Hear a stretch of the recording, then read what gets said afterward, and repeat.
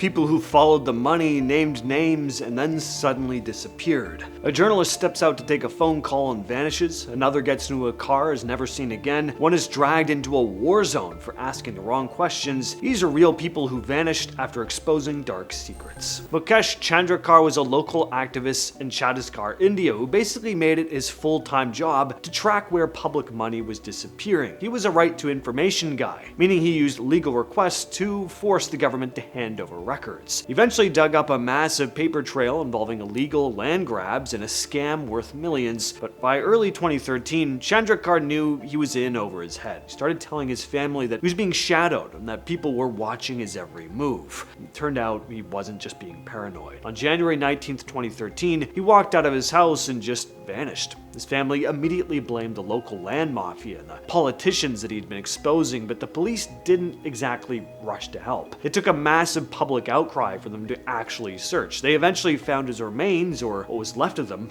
charred in a remote forest clearing. He also found his ring and some clothes nearby. Thankfully, this next case has a happier ending sort of, but it's still a disturbing story. In Burkina Faso, West Africa, authorities figured out a terrifyingly clever way to get rid of critics without making it look like a typical arrest. They call it requisitioning. Back in mid-2024, 3 journalists, Adama Bayala, Sergio Ulan, and Kalifara Saray, apologies if I'm butchering those names, most certainly am, I'm sorry. Anyway, they were snatched up within days of each other. Some were taken right off the street, others were grabbed from their homes by guys claiming to be secret police. And for an entire year, their families were left in the dark. No one knew if they were even alive until a government official casually mentioned at a meeting that these guys hadn't been arrested, they'd been drafted. They were forcibly sent to the front lines of a war zone to fight insurgents, basically being used as human shields with zero training. Ulan was likely targeted because he just published a story about military funds being embezzled. The guys who took him even pressured his wife to hand over his laptop and phones. Kalifara Saray vanished right after a meeting where officials grilled him about defamatory comments he'd made on TV. In late 2025, Bayala was finally released and allowed to go home. It's a relief that he's alive, but the whole situation sent a pretty chilling message, and the rest of the journalists are still yet to have been found. Azory Gwanda was a freelance journalist in Tanzania who was digging into some pretty heavy stuff. In a small area called Kibiti, people were turning up dead or just vanishing into thin air. Dozens of village leaders and cops were being picked off by armed men on motorcycles. Gwanda was one of the only guys brave enough to actually go down there and try to figure out who was behind it. On November 21st, 2017, a white Toyota Land Cruiser pulled up at a little trading center where he was hanging out. His wife said he told her he had to go on an emergency trip and would be back in a bit. He hopped into the SUV with a group of men, and that was the last time anyone saw him. When his wife started making noise, the government story was all over the place. They basically acted like nothing happened for years. Finally, in 2019, a top official accidentally said in an interview that Gwanda had disappeared and died. He immediately tried to backtrack though, saying he didn't mean it literally, but it's almost been a decade now, and Azory has not been found. Prageeth Eknaligoda was a cartoonist and journalist in Sri Lanka who used his drawings to take shots at the government. He was especially focused on corruption and the fallout of the country's civil war, but the thing that likely put a big target on his back was an investigation he was doing into the alleged use of chemical weapons by the military. On January 24th, 2010, just 2 days before a major presidential election, Prageeth left his office and never made it home. This was not the first time he'd been targeted. He'd actually been snatched up and held for a few days the year before, so his family knew exactly how much danger he was in. His wife Sandhya had spent the last decade and a half fighting the system to find out what happened. Investigation into his disappearance has been a total mess. Cover-ups though. Eventually, some military intelligence officers were arrested, and a few witnesses claimed Prageeth had been taken into a seaside army camp. One witness even claimed that he'd been told Prageeth was, quote, no more,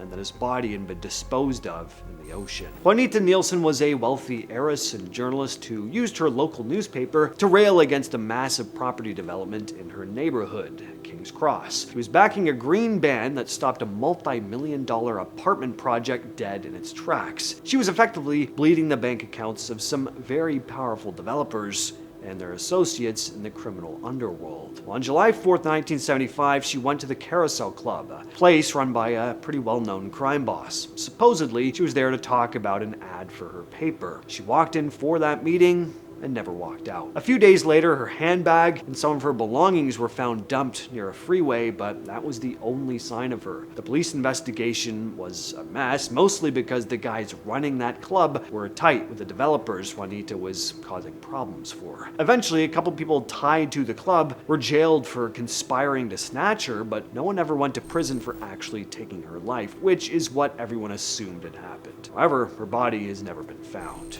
María Esther Aguilar Cansimbe was a veteran reporter in Michoacan, Mexico, in an area where most people knew better than to look too closely at the local cartels. She was one of the few journalists willing to name names, and she would dig into how the cartels were fighting over territory and moving illegal shipments. On November 11th, 2009, she was at home with her family when her phone rang. She stepped out to take the call and was never seen again. Just a few days before this, she'd published an article about a major boss from a criminal group being captured. She'd also been asking way too many questions about how local politicians were tied to these organizations. The investigation was basically non-existent. Even though she was a high-profile journalist, the cops didn't bother interviewing the people she worked with or checking the leads she was following in her stories. Her co-workers said the official search was a joke. The cops were just looking the other way. It's been over 15 years now, and the case is still unsolved. Bigirimana was a journalist in Burundi, working for a popular local news outlet. Back in 2016, the country was in the middle of a massive political crisis, and being a reporter who actually asked questions was incredibly dangerous. Jean was one of those guys who refused to just repeat the government's talking points. On July 22nd, 2016, he got a phone call from a source and headed out to a small town called Bigirimana. According to witnesses, he was snatched up by people believed to be from the National Intelligence Service. For weeks, his colleagues and his wife searched everywhere for him. They even found 2 bodies in a nearby river, but the authorities made it impossible to properly identify them, and Jean was never officially found. The why here isn't a mystery to anyone who lived through it. Jean had recently traveled to Rwanda, who the Burundian government was feuding with at the time, and just being a journalist who crossed that border was enough to make the secret police label you a spy or a traitor. But it's been nearly a decade, and the government still hasn't given his family a single real answer. Jim Lake was a heavy hitter in the world of sports journalism, serving as the sports editor for Newsweek back in the late 60s. He was a guy who knew everyone in the business and was actually finishing up a ghost-written autobiography for baseball legend Bob Gibson right before things went sideways. On December 10th, 1967, Lake was out in Manhattan having dinner and drinks with a female acquaintance. Around 11 p.m., he took a cab to her place in Midtown. He wanted to go up. She turned him down because she had to work the next morning. She told him to just take the cab back to his own apartment in Greenwich Village. Lake reportedly said he'd just take the subway instead. Last seen walking toward a station, and he never made it home. For a long time, people weren't sure what to think. Lake had been going through a rough divorce, he was struggling with money, and so some of his coworkers believed he might have just walked away from his life on purpose. But there's a darker possibility. Decades later, his son found a police photo of an unidentified man found dead in early 1968 who looked a lot like his father. Because that man was buried in a mass grave on Hart Island, could never get a DNA sample to confirm it. So what happened to Jim Lake on that night in 1967 is still a total mystery. Zane Plemmons was a freelance photojournalist who grew up between Texas and Mexico. He was a guy who lived for the adrenaline and the action, as his sister put it. And he'd already been chased out of his hometown once after someone poured a BLOOD on his front door because of his crime reporting. On May 21st, 2012, he was staying at a hotel in Nuevo Laredo, just across the border from Texas. Around 10 p.m.,